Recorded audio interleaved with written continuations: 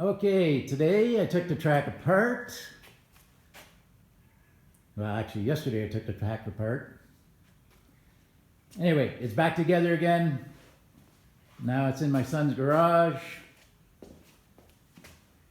And you can see, pretty much looks the same as it did.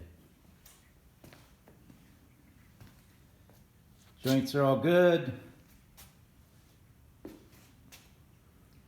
Legs are not adjusted. We got it. You can see there's the odd leg with some daylight underneath it, but there really isn't any point adjusting them. I just shimmed a few so the joints would come together properly.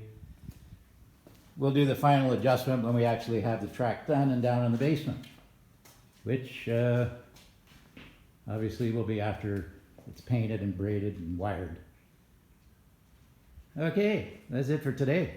Thanks for watching.